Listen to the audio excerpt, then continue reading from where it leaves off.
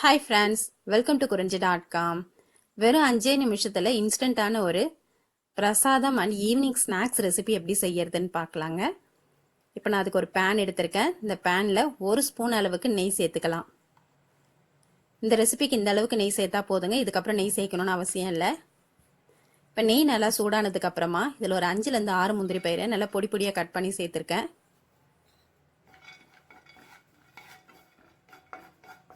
இப்போ இந்த முந்திரி பயிர் ஓரளவுக்கு வறுபட்டதுக்கு அப்புறமா இது கூடயே நம்ம 1 கப் அளவுக்கு அவல் சேர்த்துக்கலாம். நான் இன்னைக்கு சிகப்பு அவல் எடுத்திருக்கேன். இது கார அவல்னு சொல்லுவாங்க. நம்ம நார்மலான வெள்ளை அவலை விடவே இது ரொம்பவே ஹெல்த்தியானது. நார்மலாக நம்ம அவல் தேங்காய், சர்க்கரை இல்லை வெல்லம் போட்டு செய்யும் போது அது குழ குழன்னு ஆகிடும். ஆனால் நீங்கள் இந்த மாதிரி செஞ்சு பாருங்கள்.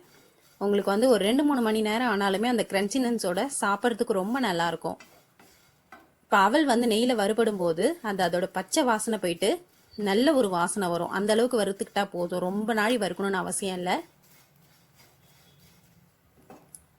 இப்போ லைட்டாக வறுபட்டதுக்கு அப்புறமா இது கூட 1 கப் அளவுக்கு திருவன தேங்காயும் சேர்த்துக்கலாம். இதையும் லைட்டாக அந்த சூட்லேயே பிரட்டிக்கலாம்.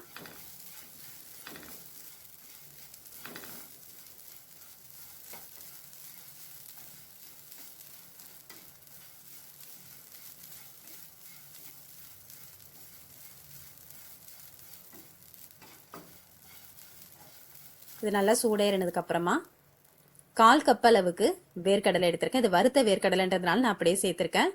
பச்சை வேர்க்கடலையாக இருந்தால் நல்லா வறுத்துட்டு தோல்லாம் நீக்கிட்டு சேர்த்துக்குங்க. அதை மிக்சியில் சேர்த்து ஒரு 2 சுற்று சுற்றினா போதும். அந்த ஒன்றும் பாதியமாக உடஞ்சதுனா தான் நம்ம இது அவல் சாப்பிடும்போது அங்கங்கே நடுவில் அந்த கிரன்ச்சினஸோட ரொம்ப நல்லாயிருக்கும். இப்போ இது கூட வாசனைக்கு 1/4 ஸ்பூன் அளவுக்கு ஏலக்காய் தூள் சேர்த்துக்கலாம். இப்போ இதில் நம்ம வெல்லத்தை அப்படியே சேர்க்கறத விட பாகு எடுத்து சேர்க்கும்போது இந்த அவலும் அந்த பாகில் திட்டமாக ஊறி ரொம்ப நல்லாயிருக்கும் டேஸ்ட்டு. ரொம்ப சொதனும் இல்லாமல் ரொம்ப மொறுமொறுப்பாகவும் இல்லாமல் திட்டமான பதத்தில் ஊறி இருக்கும். இப்போ நம்ம 1 கப் அளவுக்கு அவல் சேர்த்துருக்கோம். இதுக்கு நான் 1/2 கப் அளவுக்கு வெல்லத்தை ஒரு பாத்திரத்தில் அது முழுகிற அளவுக்கு தண்ணி ஊற்றி கொதிக்க வச்சு அதில் இருக்க கல் மண்ணெல்லாம் வடிகட்டிட்டு திரும்ப நல்லா கொதிக்க வச்சு நான் எடுத்திருக்கேன்.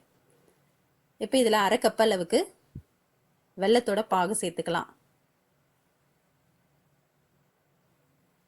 இதில் நம்ம சர்க்கரை சேர்க்காம வெல்லம் சேர்க்கறதுனால ரொம்பவே ஹெல்த்தியானதுங்க.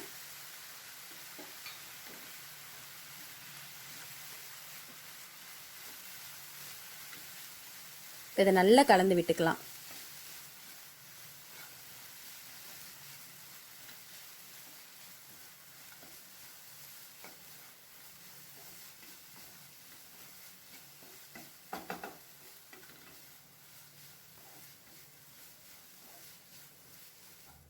அடுப்பை ஆஃப் பண்ணிவிட்டு நல்லா கலந்து விட்டுட்டு இப்போ நம்மளோட இன்ஸ்டண்ட்டாக செய்யக்கூடிய பிரசாதம் ரெசிபி ரெடி.